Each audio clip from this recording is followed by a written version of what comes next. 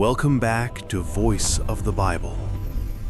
Here, the sacred stories of Scripture unfold not as lectures, but as journeys through hearts, lands, and lives shaped by the Creator. If you haven't subscribed yet, now is the perfect moment. Take a deep breath. Let the world around you fade. Let the story of Noah, the ark, and the great flood envelop your senses, just as it is written in the Bible, Genesis 6, verses 9 through 22. Open your ears, your mind, your imagination, and step into a world long ago, where faith, obedience, and divine mercy collide. Long after Cain and Abel, humanity spread across the earth. The sun rose each day over villages and fields, yet something had changed in the hearts of men. The Bible records, "The Lord saw that the wickedness of man was great in the earth, and that every imagination of the thoughts of his heart was only evil continually." Genesis 6:5. Rivers ran through lands tainted by greed. Forests echoed with violence, and towns trembled under the weight of deceit. The wind itself seemed heavier, carrying whispers of anger and envy.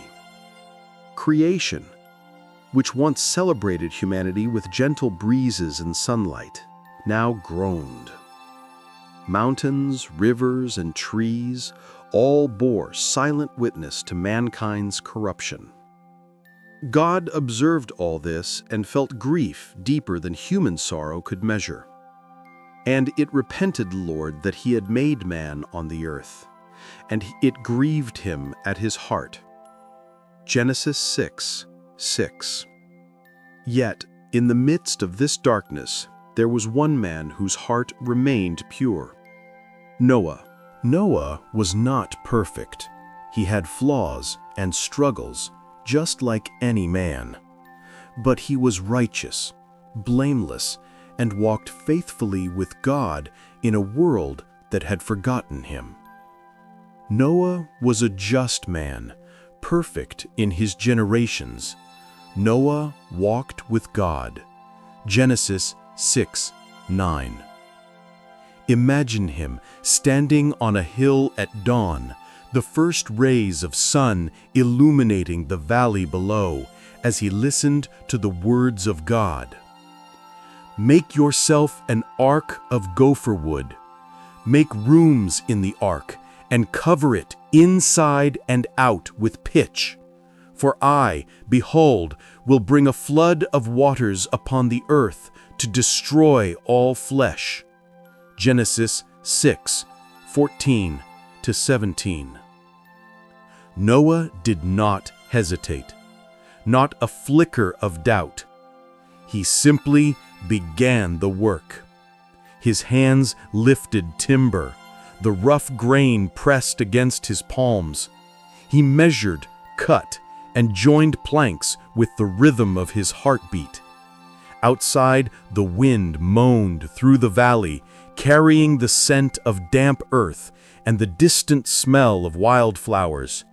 Birds perched on nearby trees, curious observers of this monumental task. The ark was enormous, a floating fortress of hope. Timber rose like walls of a fortress, nails hammered in with resounding thuds. Months became years as Noah worked tirelessly, sometimes alone, sometimes with his sons. "You shall bring into the ark of every living thing of all flesh, 2 of every sort, male and female, to keep them alive with you." Genesis 6:19-20. Day after day, pairs of animals approached, sometimes hesitantly, sometimes boldly. Lions padded softly beside deer, birds of every feather flitted across the yard, even creeping things found their way to the ark. Noah marveled at creation, recognizing each creature as a thread in the tapestry of God's plan. He fed them, guided them, and watched as they found their place in the vast vessel that would preserve life. The smell of pitch, fresh timber, and earth mingled with the scent of fur and feathers, forming an aroma of both toil and divine purpose. And then the sky changed. Clouds gathered in ominous folds. The wind rose, whispering warnings across the land. Raindrops fell at first softly, like a quiet drumbeat, then faster, heavier, relentless, an unbroken curtain from heaven. And the flood was 40 days upon the earth. Genesis 7:12, 17. Rivers swelled. Hills disappeared beneath water. The ark floated as creation succumbed to God's judgment. Inside, Noah's family huddled. Fear and awe mingled in their hearts. The animals moved quietly, instinctively sensing the sanctuary around them. Outside, the world as it had been was gone, drowned beneath the cleansing waters. 40 days, 40 nights. Noah prayed quietly as the storm roared outside. He did not curse the heavens. He did not despair. He simply trusted. The ark rocked on the turbulent waters. The cries of distant animals and the moans of the wind were softened inside the vessel of salvation. Creation had been swept clean. Human wickedness, the shadow that had poisoned the earth, was gone. Finally, the rains ceased. A profound silence fell. The world seemed to hold its breath, as if God Himself paused to observe the rebirth of the earth. After months of drifting on endless waters, the ark came to rest upon the mountains of Ararat. The ark rested upon the mountains of Ararat, and the waters decreased continually. Genesis 8:4-5. The doors were opened. Sunlight fell upon the wet earth, sparkling on leaves and puddles. Birds took flight, singing songs of freedom. Animals stepped onto dry land, cautious but alive. Noah and his family knelt, hands pressed into the muddy soil, faces lifted to heaven. And God made a covenant. Never again will I destroy all flesh with a flood. The rainbow shall be the sign of the covenant between me and the earth. Genesis 9:11-13. Life had begun anew. The world was washed, cleansed, yet full of potential for both good and evil. The story of Noah teaches that even in the darkest times, faith and obedience can preserve life and hope.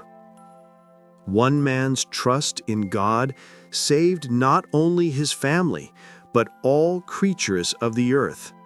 Genesis 6:9-20. God's judgment was real and terrifying, yet His mercy endured. Genesis 9:11-13. Humanity was given a second chance, a world reborn, but responsibility remained. The rainbow reminds us that God remembers His promises and that life, even after catastrophe, continues. Thank you for listening to today's expanded episode of Voice of the Bible. If this story touched your heart, please like, comment, and subscribe.